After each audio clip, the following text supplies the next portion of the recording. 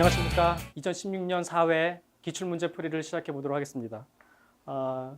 인사 이론은 총 20문제가 출제가 됩니다. 20문제 중에서 4문제가 ERP 이론이 되겠습니다.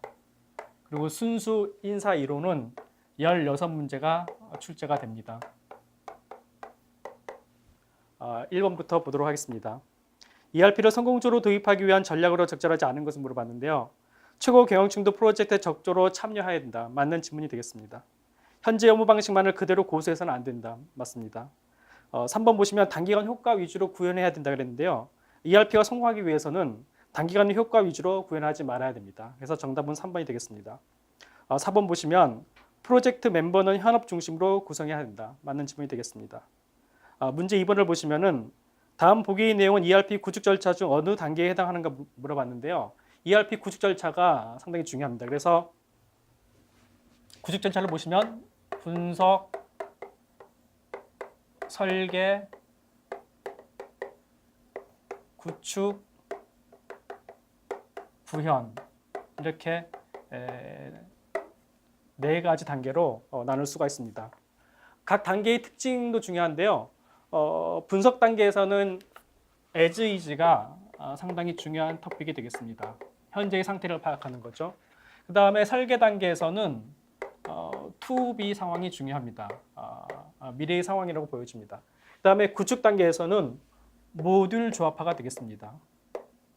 모듈 조합화가 구축 단계에 해당합니다. 마지막 구현 단계에서는 프로토타입이라고 불리는 시험 가동이 되겠습니다. 그래서 ERP는 구축 절차 이 4가지 단계랑 각 단계의 특징을 정리하실 필요가 있습니다. 보기를 보시면 to be 프로세스 도출, 그다음 패키지 설치, 추가 개발 및 수정 보안 문제 논의는 여기 2번째 단계인 설계 단계에 해당합니다. 문제 3번을 보도록 하겠습니다. 다음은 조직의 효율성을 제고하기 위해 업무 흐름뿐만 아니라 전체 조직을 재구축하려는 혁신 전략 기법들이다. 그러니까 보기에 나와 있는 지식 경영, 그다음에 벤치마킹, 리스트럭처링, 리엔지니어링이 모두 조직의 효율성 제고를 위한 기법이 되겠습니다. 이 중 주로 정보 기술을 통해서 기업 경영의 핵심과 과정을 전면 개편함으로써 경영 성과를 향상시키려는 경영 기법인데 매우 신속하고 극단적인 그리고 전면적인 혁신을 강조하는 이 기법은 무엇인가 그러는데요. 이것은 리엔지니어링에 대한 설명이 되겠습니다. 리엔지니어링이라는 것은 비용, 품질, 서비스, 속도와 같은 기업 활동의 핵심적 부분에서 극적인 성과 향상을 이루기 위해서 기업이 업무 프로세스를 근본적으로 다시 생각하고 재설계하는 것을 얘기합니다. 그래서 보통 리엔지니어링, BR이라고 그러고요. 또는 비즈니스 프로세스 리엔지니어링, BPR이라고도 합니다. 영어 약자로도 여러분들이 이제 기억을 하셔야 될 것 같습니다. 문제 4번을 보시면 다음 중 BPR 또는 BR이 필요성이라고 볼 수 없는 것은 무엇인가 그랬는데요. 경영 환경 변화의 대응 방안을 모색하고 정보기술을 통한 새로운 기회의 모색, 그리고 보기 4번 보시면 기존의 복잡성 증대와 효율성 저하에 대한 대처 방안 모색이 전부 다 BPR의 필요성이라고 볼 수 있습니다. 보기 3번을 보시면 기존 업무 방식 고수를 위한 방안 모색은 좀 오답이 되겠습니다. 리엔지니어링이 다른 경영신 기법과 다른 점은 프로세스 관점에서 기업 성과를 재평가하고 이것을 근거로 기업을 재설계한다는 데 있습니다.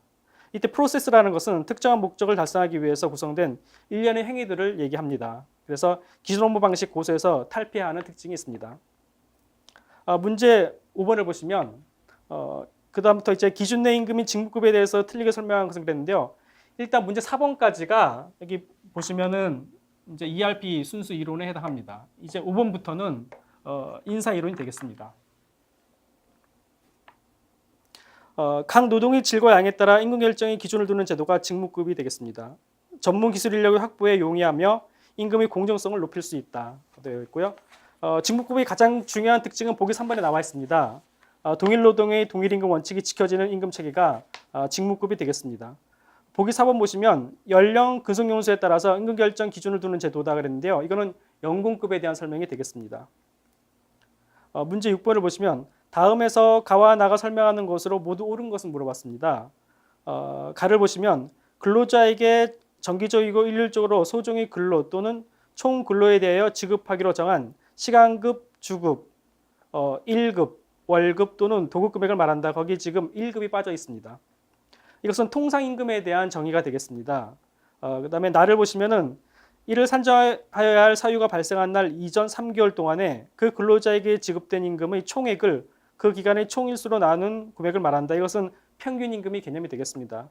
시험에서는 자주 통상임금과 평균임금의 개념에 대해서 물어보고 있습니다. 문제 7번을 보시면 다음 중 연말정산 인적공제에서 본인, 배우자, 부양가족 등에 대한 기본공제 금액을 물어봤습니다. 이건을 보시면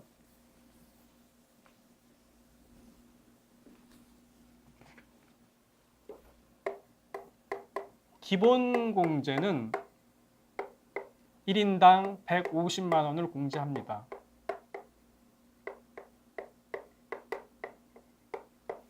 그 대상은 문제에 있듯이 본인, 배우자, 부양가족에 해당합니다. 본인, 배우자, 부양가족에 해당합니다. 지금 문제에서는 기본공제 금액을 물어봤는데요. 이 대상을 물어볼 수도 있습니다. 그래서 대상까지 같이 기억을 해두시기 바랍니다. 문제 8번을 보시면 다음 보기 사례에서 A씨가 혜택을 받은 사회보험 무엇인가 그랬는데요. 일단 여러분들이 이제 4대 보험에 대해서 이해를 하셔야 되고요. 사례를 보시면 다니던 중소기업의 부도로 어느 날 실직을 한 A씨는 경제적으로 어려움에 처하게 되었다. 하지만 다른 직장을 알아보는 동안에 실업급여라도 받을 수 있었기 때문에 최소한의 생활을 유지하며 새로운 직업을 구할 수 있었다. 이것은 고용보험에 대한 얘기가 되겠습니다. 고용보험이라는 것은 감원 등으로 직장을 잃은 실업자에게 실업보험금을 주고 직업훈련 등을 위한 장려금을 기업에 지원하는 제도를 얘기합니다. 그래서 고용보험은 실업자와 기업 모두에게 지원하는 제도가 되겠습니다. 문제 9번을 보시면 다음 중 법정 휴일에 대해서 잘못 설명하고 있는 것을 물어봤는데요. 법정 휴일 개념이 시험에 자주 물어봅니다. 그래서 법정 휴일 개념을 정확하게 이제 기억을 하셔야 되는데요. 보기 1번 보시면은 별도의 신청 없이 쉴 수 있는 날, 2번 소정의 근로일을 만근할 경우 유급으로 쉴 수 있는 주휴일, 유급으로 쉴 수 있는 주휴일. 그 다음에 보기 4번을 보시면 근로자의 날 5월 1일. 이러한 개념들이 이제 법정 휴일의 개념이고요. 보기 3번을 보시면 취업 규칙 등에서 휴일로 인정하는 날 그랬는데요. 취업 규칙이 오답으로 많이 나옵니다. 취업 규칙이 아니고요. 해설을 보시면은 법정 휴일에는 근로기준법상의 주휴일과 근로자의 날 제정에 관한 법률에 의한 근로자의 날이 있습니다. 그래서 근로기준법상의 휴일을 얘기합니다. 근로기준법상 휴일이 법정 휴일이 되는 거고요. 취업 규칙 등에 의한 규정이 취업 규칙 등에 의한 규정은 이제 오답으로 많이 제시되고 있습니다. 사용자는 근로자에게 일주일에 평균 1회 이상의 유급 휴일을 주어야 된다. 그래서 또 이제 오답으로 많이 나오는 것이 유급을 무급으로 많이 나옵니다. 그래서 무급으로 나오면은 오답이 되겠습니다.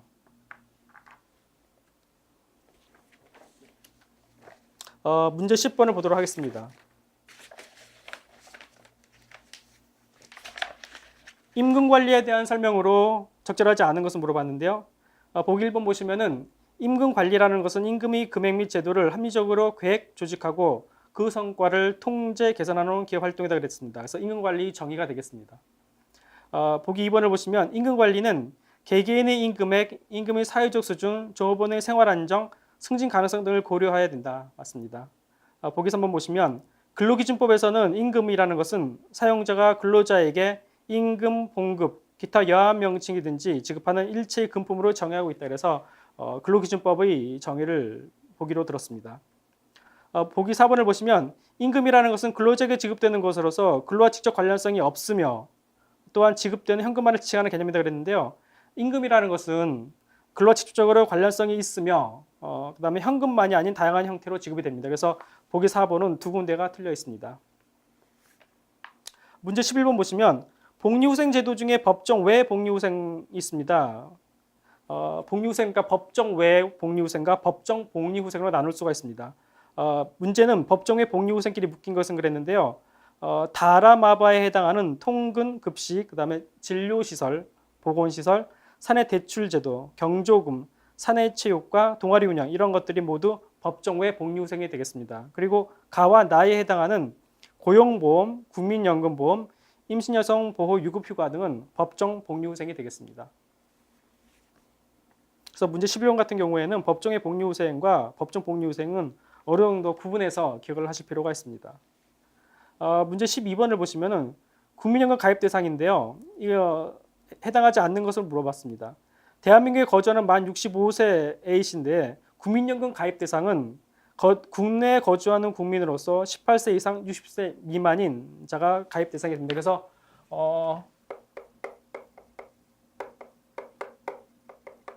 국민연금 가입 대상은 연령이 중요합니다. 18세 이상 60세까지. 거기서는 65세이기 때문에 가입 대상에 해당하지 않습니다. 그다음에 2, 3, 4를 보시면 국민연금에 가입된 자동차 부품 공장에서 일하는 프랑스인의 B씨, 대기업에 근무하고 있는 C씨, 그다음에 건설 현장에서 월 65시간 이상 일원 근로자로 일하는 D씨 모두 국민연금 가입 대상에 해당합니다. 그다음에 문제 13번을 보시면 다음 사례는 근로기준법에서 정한 임금 지급의 4가지 원칙 중에서 어떤 위치에 위배되는가 물어봤는데요. 근로기준법에서 정한 임금 지급의 4가지 원칙이 보기 1, 2, 3, 4에 나와 있습니다. 이거 자체로도 이제 또 한 문제가 되기 때문에 직접불이 원칙, 통화불이 원칙, 전액불이 원칙, 정기불이 원칙 일단 4가지 기준을 기억을 하셔야 됩니다. 가끔 오답으로 직접불 대신에 간접불이라고 나옵니다. 간접불이 오답으로 가끔 제시가 됩니다. 여기서는 이 4가지 원칙을 제시해 놓고 사례에 해당하는 것을 고르는 문제가 되겠습니다. 가방공장 사장인 A는 한 달 동안 근무한 근로자 B에게 임금 대신 가방을 지급하였다 되겠습니다. 그래서 이거는 통화불이 원칙 위배가 되겠습니다. 통화불이 원칙이라는 것은 사용자가 임금을 통화로 지급하는 것을 얘기합니다. 그래서 임금 대신 가방을 지급했기 때문에 통화불이 원칙 위배에 해당합니다. 문제 14번 보시면 인사관리 목표에 관한 기술로 적절하지 않은 것을 물어봤습니다. 보기 1, 2, 3번을 보시면 노동력의 효율적 이용과 비용 절감 가장 중요한 인사관리 목표가 되겠습니다. 종업원 질서의 유지와 노사관계의 유지 및 안정, 종업원의 생활만족, 직무만족, 직장만족, 기업만족 추구 모두 1, 2, 3이 인사관리 목표에 해당하겠습니다. 보기 4번을 보시면 평생 직장의 안정적 유지로 연공 중시 기업 문화 정착 지향인데요. 연공 중시는 지금 많이 바뀌어지고 있습니다. 그래서 예전에 연공 중시에서 지금 이제 직능 중시로 많이 바뀌어가는 추세에 있습니다. 문제 15번을 보시면 다음 가와 나에서 설명하는 교육훈련 방법을 물어봤습니다. 가를 보시면 특정한 상황을 설정하고 피훈련자로 하여금 그 상황 속에서 특정 역할을 맡도록 하여 행동을 실현하는 방법, 이것은 역할 연기법이 되겠습니다. 현실적인 상황 보고서나 자료를 전달 배포하고 이를 분석 검토하여 효율적인 해결책을 찾는 훈련 방법은 사례 연구에 해당합니다. 그래서 거기 보기 보시면 역할 연기법, 사례 연구, 그다음에 인 바스켓 훈련, 브레인스토밍 등등이 나오는데요. 문제에서는 역할 연기법과 사례 연구에 대한 설명이 있고요. 그 외 시험에서는 보기에 나와 있듯이 브레인스토밍과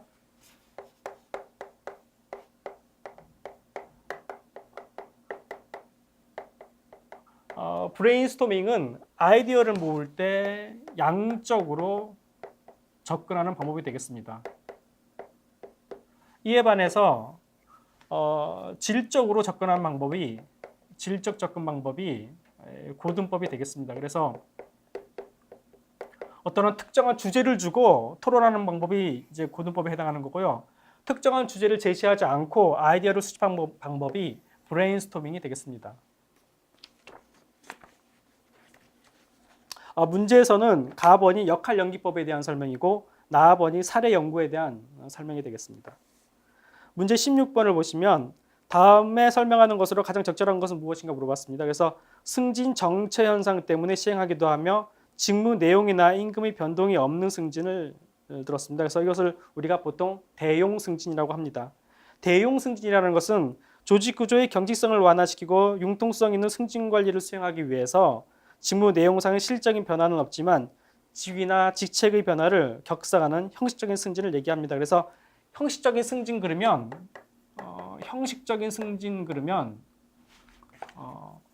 보통 대용 승진을 얘기합니다.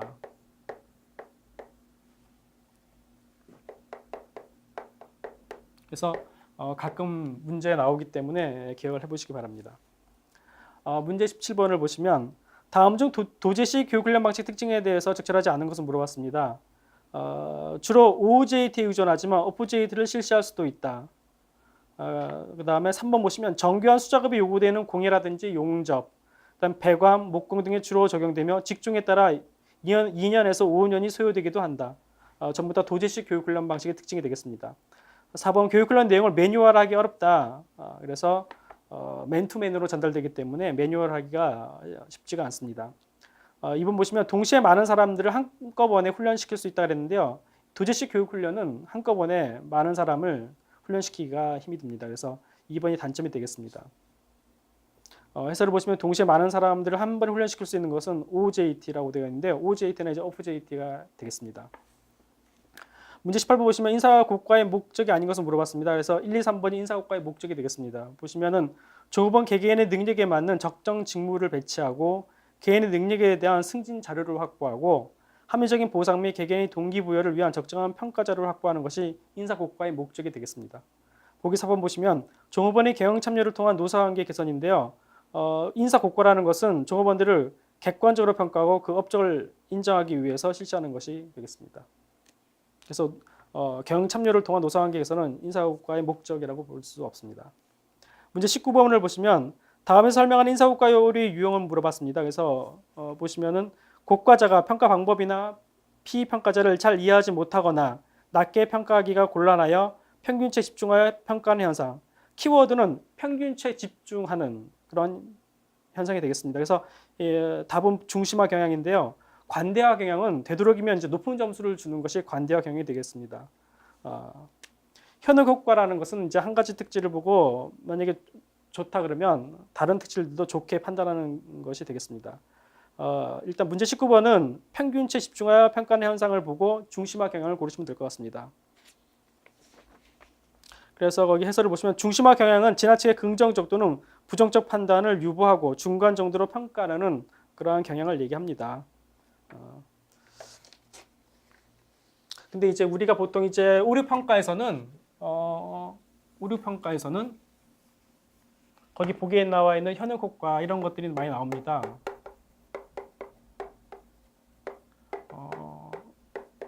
영어로는 이제 할로우 이펙트라고 합니다. 이 현역 효과는 이제 스테레오 타이핑과 구분이 되어야 됩니다. 그래서 스테레오 타이핑이라고 해서 어떤 고정관념을 얘기하는 거고요. 현역 효과는 어떤 한 사람의 특징을 보고 그 사람의 또 다른 특징도 좋게 또는 나쁘게 평가하는 효과를 얘기합니다. 보통 이제 좋게 평가하는 효과를 현역 효과라고 합니다. 이 사람이 예를 들어서 뭐 농구를 잘한다 그러면은 이제 축구도 잘할 거야 이런 것들이 이제 현역 효과 즉 할로우 이펙트에 해당합니다. 스테레오타이핑이라는 것은 어떤 한 고정관념에서 발생하는 건데요. 예를 들어서 뭐 충청도 사람들은 말이 느릴 거야 그러면은 이 사람 출신이 충청도다 그러면 이 사람은 말을 느리게 하겠구나 이렇게 이제 판단해 버리는 것이 스테레오타이핑이 되겠습니다. 그래서 두 가지가 조금 이제 구분이 됩니다. 사실 현역 효과는 어떤 긍정적인 어떤 효과를 얘기하는 거고요. 만약에 어떤 부정적인 이 사람이 축구를 못하니까 야구도 못할 거야 이렇게 부정적으로 하는 거는 현역 효과라고 보지 않고 뿔 효과라고 합니다. 그래서 약간 구분이 됩니다. 영어로 이제 호은 이펙트라고 합니다. 그래서 인사고과 오류 유형이 가끔 물어보기 때문에 잠깐 정리를 했습니다. 마지막 20번을 보시면 다음 사례에서 설명하는 상황은 무엇인가 물어봤습니다. 그래서 사례를 보시면 중소기업에 근무하던 B씨는 본인의 의사와 상관없이 대표이사인 C씨의 일방적인 통보로 회사를 그만두게 되었다. 일방적인 통보로 그만두게 되었다. 이건 해고에 해당합니다. 그래서 해고는 사용자가 일방적으로 장래에 대하여 근로관계를 소멸시키는 법률 행위를 얘기합니다. 그 외에 이제 사직과 퇴고, 그다음에 전직 등이 있습니다. 이건 본문을 보고 참조를 하시고요. 20번은 해고에 대한 설명이 되겠습니다. 지금까지 제 4회분을 살펴봤습니다. 맞지만은 처음에 말씀드렸듯이 여러분들이 문제를 받으면은 1번부터 4번까지는 순수 ERP 이론이 나옵니다. 그리고 이제 5번부터 20번까지는 순수 인사 이론이 나옵니다. 근데 지금 1번부터 4번까지 풀어봤고 5번부터 20번까지 한번 봤습니다. 무엇보다 인사 이론은 이 교재를 보시면은 이러한 내용들이 전부 다 들어가 있고요. 그다음에 ERP도 역시 다 들어가 있습니다. 중요한 키워드 위주로 이제 정리를 했습니다. 그래서 책을 보실 때 이론 파트는 제 책에 있는 본문을 참조해 보시면은 다 들어가 있고, 그다음에 문제를 보실 때 그 해설이 있습니다. 기출 문제 해설이 있는데요. 해설을 반드시 숙지를 해야 됩니다. 그래서 단순히 문제뿐만이 아니고 해설도 중요하게 기억을 하셔야 됩니다. 보통 이제 문제은행식으로 출제가 되기 때문에 나온 문제가 또 나옵니다. 그래서 해설까지 해서 좀 완벽하게 정리하실 필요가 있습니다. 감사합니다.